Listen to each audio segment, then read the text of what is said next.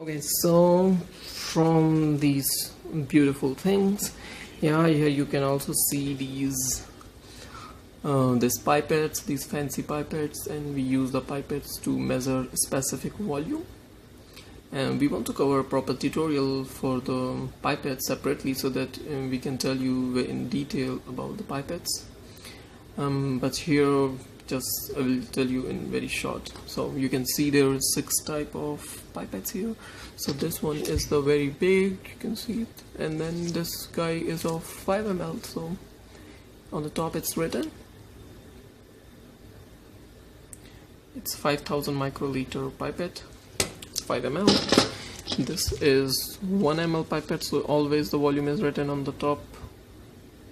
So this you can use it for 200 to 1000 microliter, and you can adjust it by taking these knobs. So you can just rotate it and then the volume will change. For example, you want to use 800 microliter, you can set it to 80 because the highest is 100. So the 100 is 1 ml. So this is tell you only in ml. So this is 100, that means it's 1 ml.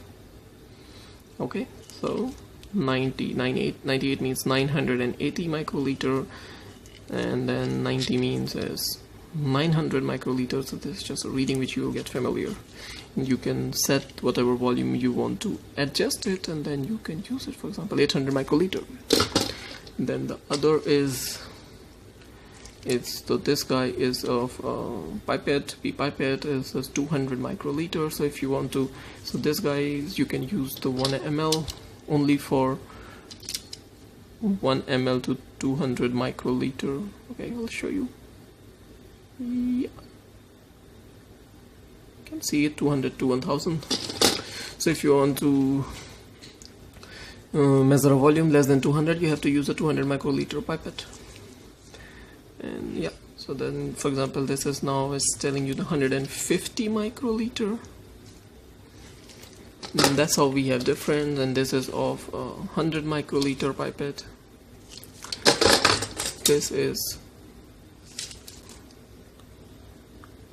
2 to 20 microliter pipettes. If you want to measure 20 microliter, 18, less than 2 microliter, I mean more than 2 microliter, you can use this. So between 2 microliter to 20 microliter, you can use this 20 microliter pipette. And if you have volume less than 10 microliter or something, you can use this 10 microliter pipette, which you can use till 1 microliter. So I mean, we will tell you in detail about how to use pipette, what is the principle behind it, and how they work. But in general, I will tell you. So this is just a place. I need a tip box. Okay, so let's take this example and we measure some volume. So now we set our pipette to 800 microliter. These are the tips. So we call this guy a tip box, which has a 1 ml tip. We press it a little harder to fix the tip here. So now you can see now the tip is here, and what we will do, we will slowly go inside. We go inside the liquid, but before that we press it here. So for example, it's just work on a suction, so you press it, and because of air something will go up. Okay, so we now press it, we go inside the liquid, and we measure, we take the volumes, do it slowly. You can see the water is rising up, and now whatever is filled here, it is equal to 800 microliter. Okay, and now if you want to pipette it down somewhere, we simply press it. We will use this bottle just for example. Okay, so we will now press it. We will now press it, and you can see it. So now the water is going down, down, down, down, down, down, down, and that's how we're done. So the pipette, the basic principle of pipette is it works as a suction. So you press it, and then when you leave it, because it's a spring, so you press it, you leave it, it go automatically up. You just need to press it down, it go automatically up. They got a very high quality springs, so they're very much calibrated, and every time they suck up the only same volume. So you press it, go down to the liquid, and you slowly make them up, and then you aspirate the liquid. You can use it.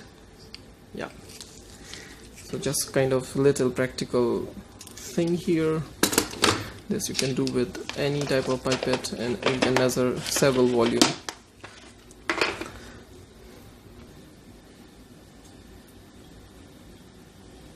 In lab utilities, we also have some other things which we call dustbin.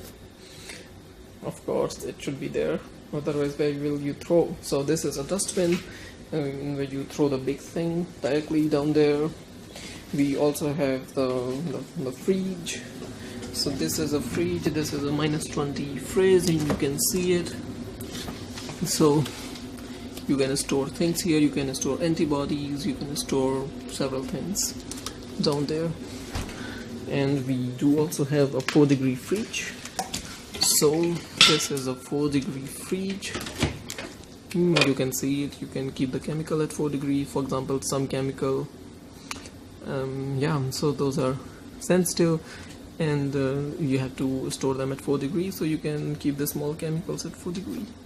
You can see it, yes, looks fancy.